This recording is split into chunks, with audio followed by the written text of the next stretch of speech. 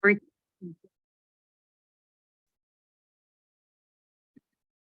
Good morning, everybody. Good morning, everyone online. So, so this morning, I thought I would talk about the three bodies of the Buddha, also known as the Trikana. Trayana, it's not Trikana, it's Trayana. So, who has heard of the three bodies of the Buddha? Great. So some of you don't know like what this is about at all. So hopefully this will, maybe. Maybe this will help. Okay, so the way I want to talk about these three bodies of the Buddha is through a koan that Dogen liked, that is in the collection of his 300 koans. And this koan is called Dongshan's Dharma Bodies. And it's also in the Book of Serenity. And there it's called Dongshan, Always Close. So here's the case, here's the main case. Dongshan was once asked by a monastic, among the three Buddha bodies, which one expounds the Dharma? Dongshan said, I am always intimate with this. Later, the same monastic asked Chaoshan, monastic said to Chaoshan, Dongshan said, I am always intimate with this. What does that mean? And Chaoshan said, if you need a head, chop my head off and take it with you. That was his response. All right, so that didn't go very well. And so the monastic went to yet another teacher, Shui Feng, and he asked Shui Feng about this, and Shui Feng said, hit the monastic with his staff. So he said, the monastic said, among the three Buddhas, which one expounds the Dharma? Or maybe he said, I am always intimate with this, what does it mean? And so, Shui Feng goes, bang, hits him with a staff. And then he says to him, I have always been to Dongshan. Okay, so what does all this mean? So first of all, let's get some background information. What are the three bodies of the Buddha? So the three bodies of the Buddha are the Dharmakaya. So this means Dharma, which is the absolute aspect of reality, and Kaya means body. The other one is the Sambhogakaya. So Sam means enjoyment, Bodga means together, and Kaya means body. And the third body is the Nirmanakaya, which means the near part means coming from the Dharmakaya. Mana is to display, and Mana is to display our form, and Kaya is body. So that's kind of like, those what the words mean. So what does that mean? So let's look at that. So if we look at the first one of these bodies, the Dharmakaya, here's what Suzuki Roshi said about the Dharmakaya. He said, Dharmakaya Buddha is an absolute body which is before form or color. You cannot see the Dharmakaya. There is no way to talk about the Dharma body. But if you will allow me to say something about it, we can call it truth itself. And then he said, truth is something which you cannot see. And the example he gives, I really like this. He says, you can see the apple, but you cannot see the theory of gravity, right? So you can see the apple, but you cannot see the theory of gravity. So the apple falling and hitting the ground. Okay, so that's the Dharmakaya. This Dharmakaya is to say that it's kind of the underlying principle, if you will, of Buddha nature. You could say that the Dharmakaya is Buddha nature. It's things just as they are. So this isness from the Buddha Dharma standpoint, and I would say from the standpoint of, because we believe that the Dharmakaya is essentially an altruistic event, the world functioning. How this isness is expressed is the job of the other two aspects of the bodies of the Buddha. Okay, so the Sambhogakaya, so this is called, usually translated as the enjoyment body. So this body, according to Suzuki Roshi, is the active vow of the Bodhisattva or the Buddha. So that's this active vow. So there's a timeless quality, an eternal quality, the Sambhogakaya Buddha. In the Lotus Sutra, this Sambhogakaya Buddha is talked about as the eternal Buddha that's always presencing. So it's this active vow. So it has this timeless quality, and it is the eternal Buddha manifesting. And here's what Suzuki Roshi said about the Sambhogakaya. He said, although, now it's interesting because Suzuki Roshi uses the word he to talk about the three bodies. So obviously he's referring to Shakyamuni Buddha, but we don't have to use, you don't even have to use a pronoun. So this is kind of like the pronounless pronoun. You can say he, she, it, them, they, whatever. But he says he, although he is the embodiment of the truth, without practice, he cannot attain enlightenment or he cannot express the truth. Okay? Although he is the embodiment of the truth, without practice, he cannot attain enlightenment or he cannot express the truth. Now, this is Suzuki Roshi talking about the Dharmakaya. All right, so the Dharmakaya aspect of the Buddha. Then he says, only when he actually, this Dharmakaya aspect, actually practices the truth we realize. And then this Buddha is called the Sambhogakaya Buddha. So Suzuki Roshi continues, thus the Dharmakaya is the original source itself. And the Sambhogakaya is the Buddha who realizes the Dharma in activity.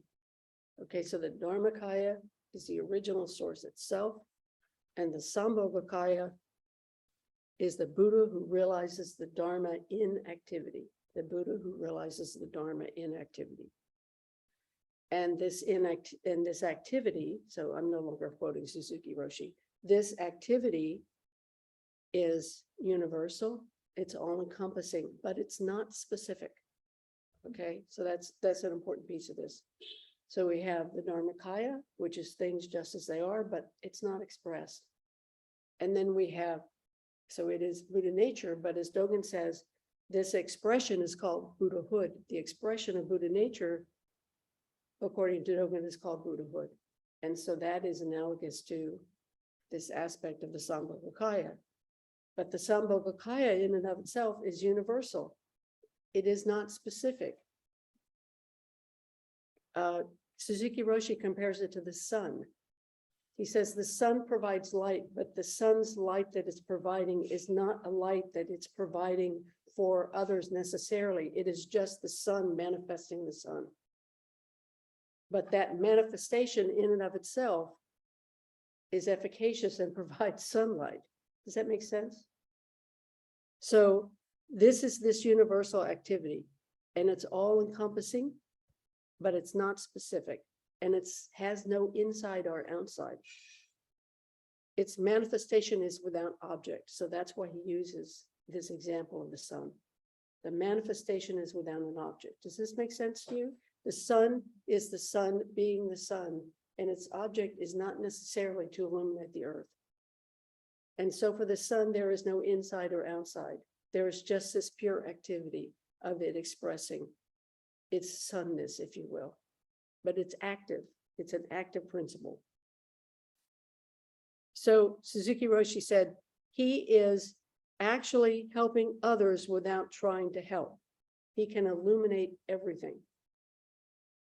So this is the Buddha we encounter in sutras, right? When you read a sutra and the Buddha shoots out rays of light out of his forehead.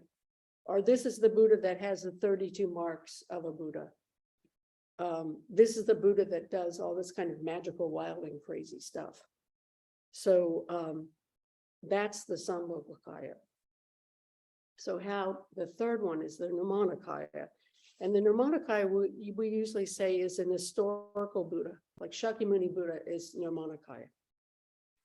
So here again, quoting Suzuki Roshi, he says, the Nirmanakaya Buddha comes into this world with the vow that he will save all sentient beings. This is really interesting to me anyway, that this Nirmanakaya comes in with the vow. He says, Suzuki Roshi said, not by karma, but by vow, he appears in this world and practices the Bodhisattva way, attained enlightenment as Buddha did, and saves all human beings. So most in Buddhist doctrine, most beings are reborn because of their karmic afflictions, if you will, that pull them into the next lifetime. But what pulls the Nirmanakaya into the next lifetime is this aspect of vow, the vow to save all beings.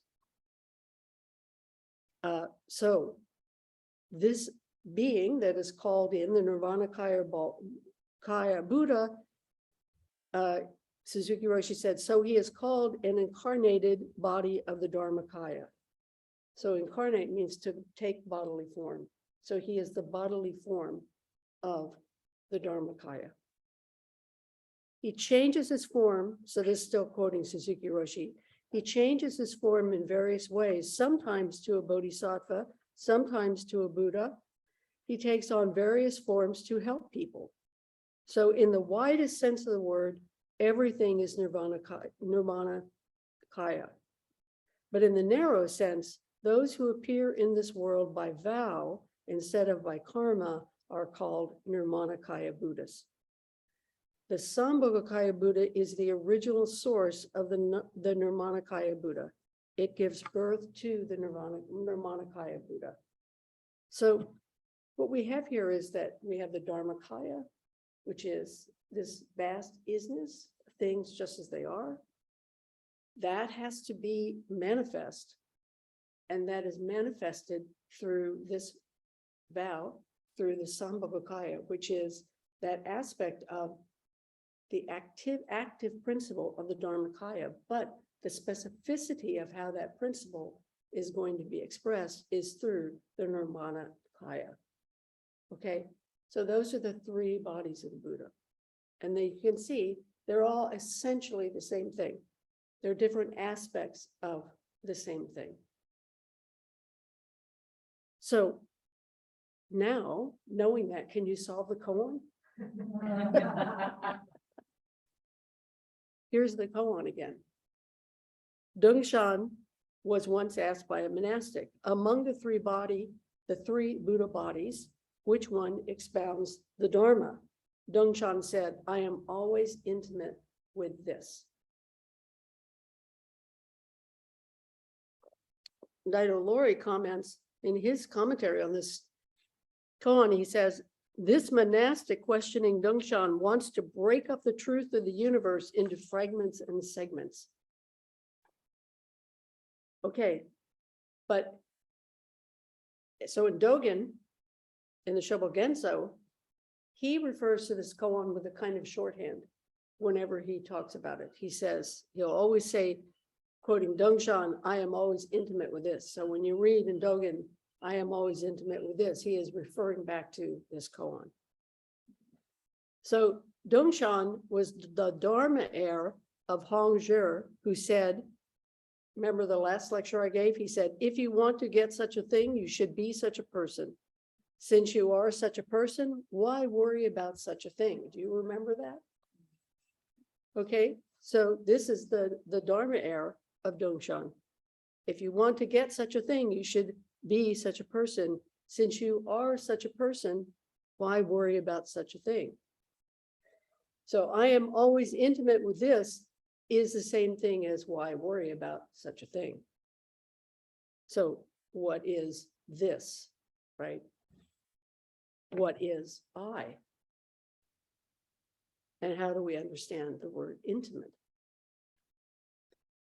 So we are all engaged in the embodiment of the three bodies of Buddha. So according to our understanding in Soto Zen, we are Buddha nature, which is another word for Dharmakaya. And since we are attracted to the Bodhisattva path, we are by definition born through vow, at least in part. We are born through vow. That's our connection with the Sambhogakaya. We are born through vow, not karma, not entirely through karma, and we are thus an aspect of the Sambhogakaya Buddha. Practice realization that we practice in Soto Zen is Nirmanakaya Buddha. That is the expression of the Nirmanakaya Buddha. So this is our vow. This is what we strive to understand, and it's what we strive to employ and embody. This is Dogen's understanding of birth and death itself is nirvana. So when Dongshan says, I am always intimate with this, he knows that these three bodies are manifesting in each moment. Suzuki Roshi said, our way of understanding things is exactly the same as our zazen. When we say just sit, it includes all the potential activity which we have. We remain in an inactive state, but we have potentiality. So in this sense, our practice includes everything. So Dharmakaya, Sambhogakaya. When we sit, each one of us is Dharmakaya Buddha. But within ourselves, even though we are sitting, we take breaths and our heart is beating. So we are also the Sambhogakaya Buddha. Furthermore, that's the end of the quote. And I'm adding, furthermore, our effort to enact the skillful response, that's the Nirmanakaya Buddha. So we embody all three aspects of these three Buddhas. So each one of us are already intimate with these three aspects of reality's functioning. So this intimacy is knowing reality in all of its manifestations, and there is no need to break it down into categories, such as the three bodies. Intimacy is not an intellectual exercise. It is a deep, nonverbal connection that may be expressed verbally, but it cannot be explained with concepts. So intimacy is this non-verbal connection that we have. And we may be able to say what it is, but it can't be expressed in concepts. He says, I am intimate with this. The I of I am intimate with this, the I of Dongshan is the I of the self as both particular and universal. So this I of Dongshan is the I of the particular self, like you have a personality, you have a self, and then there is the I of the no inherently existing self. So I am intimate with this has to be both of those things simultaneously. I am intimate, I am the Dharmakaya. The I of no self is the I of the Sambhogakaya, and the I of I is the I of Nirmanakaya. So he says, I am intimate with this. And this is reality itself, just as it is. This is the Dharmakaya. This is this full, he's saying, I am fully interbeing. I am fully present with my life. This I, this intimate, I am intimate, and this are not separate events. They are simultaneously functioning. And by the way, that's true for all of us as well, whether we're aware of it or not. That's where the earlier quote about, if you want to be a person such as this, you are already a person such as this. Why worry about being a person such as this? Okay, so next line of the koan. Next part of it. So later, this monastic asked Dongshan. Dongshan said, I am always intimate with this. What does it mean? Dongshan said, if you need a head, chop my head off and take it with you. And then the third line, the last part of this is also the monastic asked Zhui Feng about this, and Zhui Feng suddenly hit the monastic with his staff and said, I have also been to Dongshan. Okay, so let's look at the first one. Daidi Lori says that Xiaoshan's response, if you need a head, refers to, I will give you my intellectual understanding.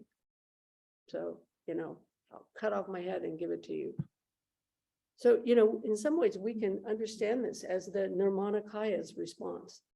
If you want me to cut off my head to give you this understanding, I'll cut off my head to give you this intellectual understanding, because that's where you are.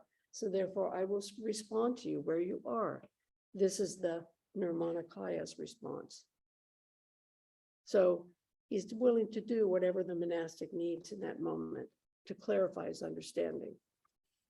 But Zhui Feng's response, where he hits him with a stick, oh, that's pure Zen. Right. That is this universal and specific response, both the universal and the particular, bang, bang, which is in that moment of being hit. This morning I ran into the edge of the bed with my knee.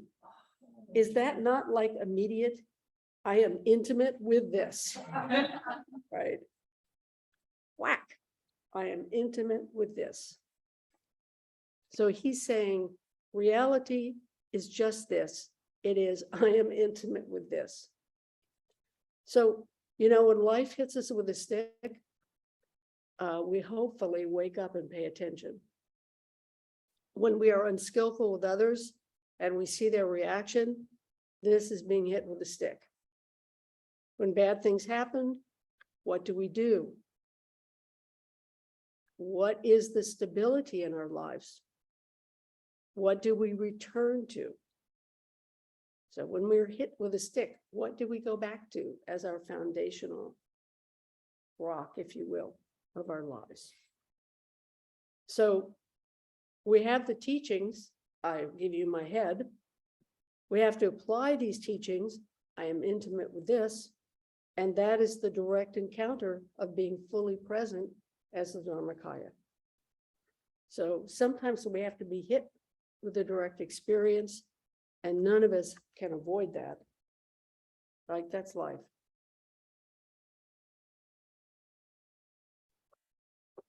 So if we return to the koan, I would say that Dongshan and Zhui Feng are actually all three bodies of the Buddha at once. They are answering the question through who they are and what they are doing in that moment in relationship to the monastic. They are, as we all are, the Dharmakaya. We are all reality as it is. This is, I am intimate with this, Dharmakaya, as spoken by a person, as a Zen master, whose rebirth is not by karma, but by vow. That's the Sambhogakaya. Responding to a particular need of that student, Nirmanakaya.